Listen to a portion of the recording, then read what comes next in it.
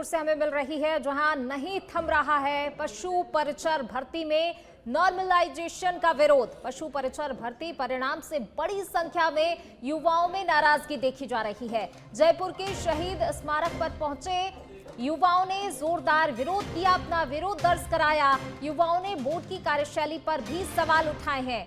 युवाओं का कहना है, न्याय व्यवस्था पर हमें पूरा विश्वास है।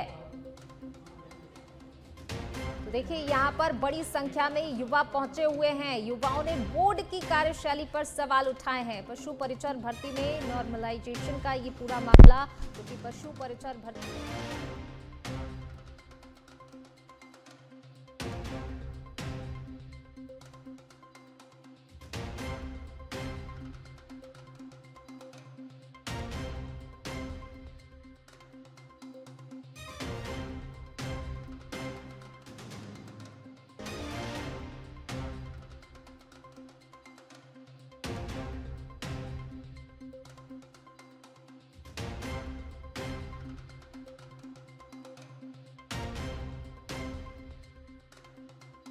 प्रदर्शन किया गया है। युवाओं ने बोर्ड की कार्यशैली पर सवाल उठाए हैं। पशु परिचर भर्ती परिणाम से नाराजगी है इन युवाओं में, और अब नाराजगी जो है लगातार इनकी बढ़ती जा रही है। और इसी नाराजगी के चलते जयपुर के शहीद स्मारक पर ये युवा पहुंचे हैं। बड़ी संख्या में युवा यहाँ इकट्ठे हुए हैं।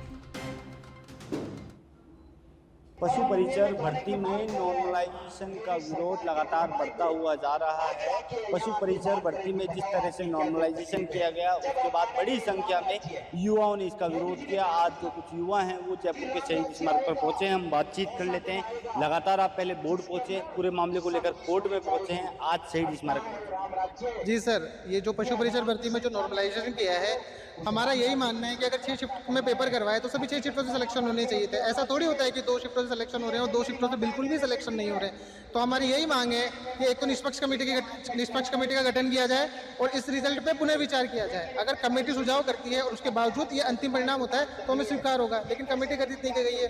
पेपर के हार्डनेस, इजीनेस का पता ही नहीं है। नॉर्मलाइजेशन के फॉर्मूले में किस में कम डिस्पेरिटी आएगी वही हमें पता नहीं है। सिर्फ एक फॉर्मूला है, वो उठा के लगा दिया गया और उसका नुकसान हम 130 नंबर लाके भी भुगत रहे हैं। ठीक है, क्या नाम है? मुकुल देवर। कहाँ से है? सर मैं जयपुर का ही हूँ। जयपुर के रहने वाले हैं और इनका कहना है कि जो फॉर्मूला अपनाया गया है, सालों से उस फॉर्मूले का उपयोग किया जा रहा है, लेकिन उस फॉर्मूले के अप्लाई करने से इनके साथ अन्याय हुआ है। क्योंकि इस पूरे मामले में बोर्ड ने ये सफाई दी है कि ये फॉर्मूला हम अप्लाई करते हैं, इसमें हमने किसी विशेष व्यक्ति को फायदा पहुंचाने के लिए नहीं किया है और ये फॉर्मूला सही है। अगर ये विशेष व्यक्ति को फायदा पहुंचाने के लिए नहीं है तो क्या ये सही है कि एक फर्स्ट और 4th शिफ्ट को मतलब नुकसान पहुंचाने के लिए क्या है फॉर्मूला? उसमें से कोई भी सिलेक्शन नहीं होना चाहिए इसका मतलब। अरे ट्रांसपेरेंसी तो लाओ, कम से कम जो है कट ऑफ लेकर आओ और स्कोर कार्ड जारी करो, तो यहाँ पता तो चले कि हमारे नॉर्मलाइजेशन में कितने मार्क्स डिडक्ट हुए हैं, कितने आ रहे हैं हमारे मार्क्स।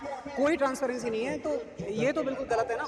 हमारे 126 नंबर आने के बाद भी हम बिल्कुल बाहर हैं डीवी से, ना तो सिलेक्शन हो रहा है ना कहीं, और जिनके नंबर 100 के आसपास है, 109 आ रहे हैं, 108 आ रहे हैं, उन लोगों का सिलेक्शन हो रहा है। ठीक है, क्योंकि आपका ये जो पूरा मामला है वो अभी कोर्ट में गया हुआ है, और क्या लगता है कोर्ट से न्याय मिलेगा आपको? जी, न्यायपालिका एक अंतिम पहुंची होती है विद्यार्थी की, न्यायपालिका से गुहार लगा सके। हालांकि शायद न्यायालय ने फिलहाल इस भर्ती के ऊपर रोक भी लगाई है गुना के परिणाम पर। तो अब देखते हैं कि अगर न्यायालय से हमें न्याय की उम्मीद मिल जाए, क्योंकि हमने बोर्ड अध्यक्ष से भी बात करी थी, उनका यही कहना है कि हमारे पास यही फॉर्मूला है, हम यही यूज करते आ रहे हैं, एक नई भर्ती के लिए इसको चेंज नहीं कर सकते।